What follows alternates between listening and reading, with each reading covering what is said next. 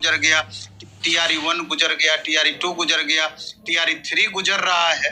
अगर ऐसा इस बार भी नहीं हुआ तो पुनः 20,000 प्लस सीट अगली वैकेंसी में ऐड हो जाना। TRE 4 के लिए बचा लिया जाएगा। तमाम अभ्यर्थी को भी कहते हैं कि जिन टीचर के पास आप पढ़े हैं अपने तरफ से उनसे रिक्वेस्ट जरूर कीजिए कि एक बार भी अगर वो वीडियो बना देंगे तो आपस में एकजुट होने में बहुत परेशानी नहीं होगी। घाटा हो जाएगा टीचर से आशा करेंगे कि रोड पे उतर करके टीचर आगे जाएंगे, हम पीछे रहेंगे, तो मेरे ख्याल से ये उचित नहीं है। कितना घाटा हो जाएगा अगर 1 कैंडिडेट 1 रिजल्ट नहीं? 20,000। तो नवीन सर मानते हैं कि कुछ ना कुछ खेल होता है ये सब चीजों? खेल तो लगातार हो रहा है। TRE 1 में हुआ, TRE 2 में हुआ। इतने अभ्यर्थी लगातार मांग कर रहे हैं कि सप्लीमेंट्री रिजल्ट का कोर्ट का डिसीजन भी आ चुका है। कहना चाहते हैं तमाम अभ्यर्थी को अभी भी उठिए, जगिए, सजग होइए, तभी जाकर के आपकी ये बातें अमल में आ पाएगी। क्या करना चाहिए शिक्षक अभ्यर्थियों को इस मुद्दे को लेकर? क्या करना चाहिए? कैंपेनिंग करना चाहिए? TRE 3.0 में क्या लग रहा है आपको कि महिलाओं का जो कट ऑफ है वो मेल कैंडिडेट से कितना नीचे जाएगा इस बार?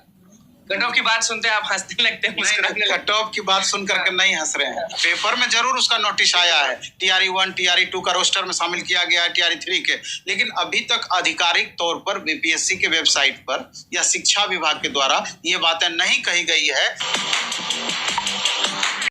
बाकी सर के पास हो गया, हम लगातार पहुंचते हैं और पूछते हैं। अभी सबसे बड़ा मुद्दा है 1 कैंडिडेट 1 रिजल्ट का मुद्दा, जो कि उतने जोर से नहीं उठ पा रहा। नवीन सर हमारे साथ मौजूद है। सारे शिक्षक अभ्यर्थियों का ये कंप्लेन है कि 1 कैंडिडेट 1 रिजल्ट TRE 1 में नहीं हो पाया, TRE 2 में नहीं हो पाया, और इस बार ये सबसे बड़ा डर है कि TRE 3.0 में ये नहीं हो पाएगा, फिर से सीटें को बचा लिया जाएगा। सबसे पहले तो आपको धन्यवाद। और 1 candidate 1 result plus verification process, ये 2 ऐसे मुद्दे हैं जिस पर लगातार हम वीडियो बनाते रहे हैं और जिनको भी हम इंटरव्यू देते हैं शुरुआत इसी से करते हैं। लेकिन दुर्भाग्य ये है कि ये वीडियो तक ही सीमित रह जाता है, लेकिन इसके आगे अमल नहीं हो पा रहा है। अब ये अमल कैसे होगा इस पर निश्चित रूप से विचार करने की जरूरत है। तो हमको लगता है कि जब तक तमाम शिक्षक एकजुट नहीं होंगे, जब तक तमाम छात्र एकजुट नहीं होंगे, तो ये बातें इम्प्लीमेंट नहीं हो सकती है, क्योंकि इसी यूनिटी नहीं होने का लाभ अब तक आयोग लगातार उठा रही है और इस चीज को इम्प्लीमेंट नहीं कर रही है। TRE 1 गुजर गया, TRE 2 गुजर गया, TRE 3 गुजर रहा है। अगर ऐसा इस बार भी नहीं हुआ तो पुनः 20,000 प्लस सीट अगली वैकेंसी में ऐड हो जाना। TRE 4 के लिए बचा लिया जाएगा।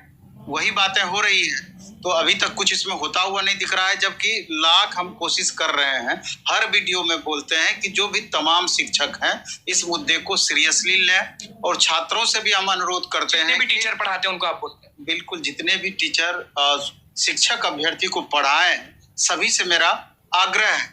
और दूसरा, तमाम अभ्यर्थी को भी कहते हैं कि जिन टीचर के पास आप पढ़े हैं अपने तरफ से उनसे रिक्वेस्ट जरूर कीजिए कि एक बार भी अगर वो वीडियो बना देंगे तो आपस में एकजुट होने में बहुत परेशानी नहीं होगी। और तमाम छात्र नेताओं को भी, जो कि छात्र नेतृत्व की बातें हमेशा करते रहते हैं, उनसे भी हम आग्रह करते हैं कि इस मुद्दे को सीरियसली आप आगे लेकर के आएं और हम लोगों से जो भी कॉपरेशन आपको चाहिए हम करने के लिए तैयार हैं। और आप इसका नेतृत्व दीजिए, चूंकि छात्र नेता हो या जो इस तरह का आंदोलन करता हो, किन्हीं का तो नेतृत्व चाहिए। घाटा हो जाएगा टीचर से आशा करेंगे कि रोड पे उतर करके टीचर आगे जाएंगे, हम पीछे रहेंगे, तो मेरे ख्याल से ये उचित नहीं है। कितना घाटा हो जाएगा अगर 1 कैंडिडेट 1 रिजल्ट नहीं? 20,000 प्लस वैकेंसी वैकेंट रहनी है इस दोनों प्रोसेस के कारण, वेरिफिकेशन प्रोसेस के कारण और 1 कैंडिडेट 1 रिजल्ट इंप्लीमेंट नहीं होने के कारण 20,000 प्लस सीटें। अगर ये इंप्लीमेंट हो जाता, 50% वेटिंग का प्रावधान किया जाता, तो कम से कम 20,000 बच्चों को राहत मिल जाती और 20,000 परिवार रोशन हो जाता। तो शिक्षा विभाग और BPSC आयोग इस पर क्यों नहीं एक्शन ले रही है? क्यों नहीं कुछ बोल रही है? सब पता है उनको, क्यों एक्शन लेंगे? यहाँ तो आंकड़ों का खेल है, डेटा का खेल है।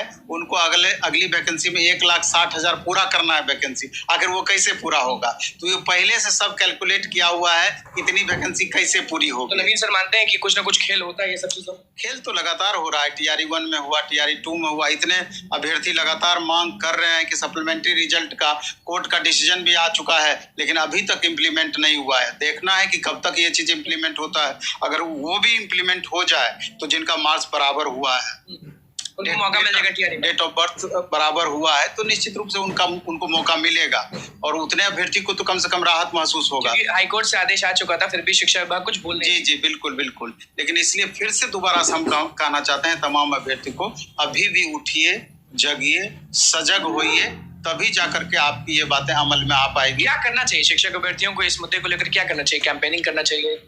आपको लगता है कि जो भी पहली बार जैसे कि कोई भी चीज आप इनिशिएट करते हैं, पहले तो आपस में यूनिटी कैसे बनेगी इस पर गंभीरता पूर्वक विचार करना। हम लगातार इस मुद्दे को उठाते रहे, हर वीडियो में बोलते हैं, लेकिन वो वीडियो तक ही सीमित रह जाता है, ये बहुत दुर्भाग्य है। तो आपस में अगर जैसे कि 8-10 टीचर भी एकजुट होते, इससे रिलेटेड वीडियो बनाते, तो अभ्यर्थी सजग होते और उसके बाद एक प्लेटफॉर्म पर आकर के एक डेट फिक्स किया जाता, पहले ट्विटर कैंपेन का।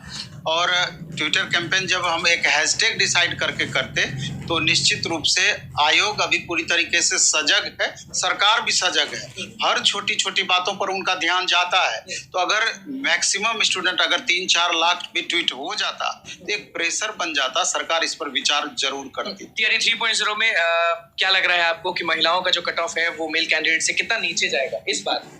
कट ऑफ की बात सुनते हैं आप हंसने लगते हैं, मुस्कुराने लगते हैं। कट ऑफ की बात सुन करके नहीं हंस रहे हैं, एक्चुअली में इधर 3 दिन से ऐसा हो रहा है कि महिला अभ्यर्थी को लेकर के जो 70% सीटें महिलाओं को दे दी जाएगी, तो इस पर बहुत ज्यादा वाद विवाद हो रहा है। तो जबकि वास्तविकता यह है कि प्राइमरी सेक्शन का मतलब हुआ कि 1 to 5, 6 to 8 जैसे 50% हॉरिजॉन्टल रिजर्वेशन दिया गया है। हॉरिजॉन्टल रिजर्वेशन का मतलब ही होता है कि वो 50% महिलाओं के लिए ऐसी वैकेंसी है जिस पर छेड़छाड़ संभव नहीं है, जब भी मिलेगा तो वो 50% महिलाओं को ही मिलेगा।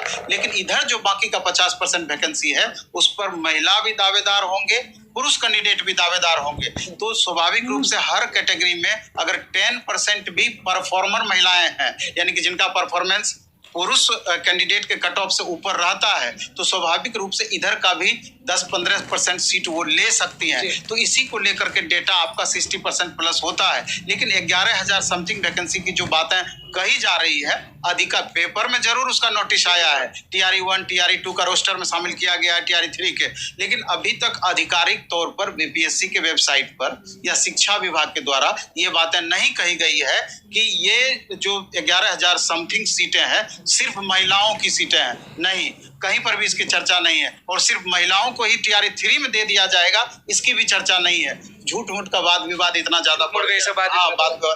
तो जो सरकार की पॉलिसी रही है वो नेक्स्ट वैकेंसी में ही इसको ऐड की है। तो इसको लेकर के आयोग को क्लियर करना चाहिए कि आखिर 11,000 प्लस वैकेंसी का रियल में क्या होना है। तो अगर आयोग नोटिस देकर कुछ कहती है तो वही अंतिम रूप से सत्य होगा। और शिक्षक अभ्यर्थी बोलते हैं कि जब भी नवीन सर के पास पहुंची ये सवाल जरूर पूछिए कि टीआरई 4 में एज रिलैक्सेशन वाला जो मसला है वो ठीक हो जाएगा? एज रिलैक्सेशन वाला जहाँ तक मसला है, हजारों अभ्यर्थी इससे प्रभावित है। जैसे कि हर वीडियो में लगभग इस बात पर भी चर्चा होती रही है कि इसके पहले 7 साल तक आप एक भी वैकेंसी नहीं दी है। 2019 के पहले आप एस्टेट आप देख लीजिए, कितना दिन पहले आप लिए थे, इतना बड़ा गैप बीच में रहा। तो एज तो बैठा हुआ नहीं रहता है, एज तो लगातार बीतते जाती है। तो इसी बिहाफ में आपने टीआरई 1 में, टीआरई 2 में 10 साल का एज का रिलैक्सेशन दिया, तो आप टीआरई 3 में क्यों नहीं एज का रिलैक्सेशन दिए? निश्चित रूप से अधिकार बनता था इन छात्रों को कि 10 साल का एज का ग्रेस मिलना चाहिए था, तो उसमें भी हजारों विद्यार्थी को इसका फायदा मिल जाता। 4 में अंदाजा है कि मिलेगा? अब तो ये डिपेंड करता है कि जब तक स्टूडेंट फिर सजग होकर के आयोग के पास लगातार दौरा नहीं करते रहेंगे। यहाँ पर क्या है कि कोई भी बातें ऐसे आपको उसका लाभ नहीं मिल पाएगा जब तक कि आपका चप्पल घिस नहीं जाएगा उस काम के लिए, तब तक आपकी बातें नहीं सुनी जाएगी। आप देखें कि पिछली बार भी कितने स्टूडेंट लगातार आयोग का चक्कर लगा के, शिक्षा विभाग का चक्कर लगा करके, अलग अलग मंत्रीगण का चक्कर लगाते रहे, तब जाकर के उनकी बातें लाठी खाते रहे, तब जाकर उनकी बातें सुनी गई। फिर वही प्रोसेस करना। अच्छा, बीच में आप लोगों को समझाए थे कि कोई भी फ्रॉड कॉल्स आता है, पैसा मांगा जाता है, तो ये सब चीजों पे ध्यान नहीं दें। तो आज भी वो चीज फिर से दोहराया जा रहा है कि आपका मार्क्स बहुत कम है, कट ऑफ से 1 मार्क्स कम है, इतना मार्क्स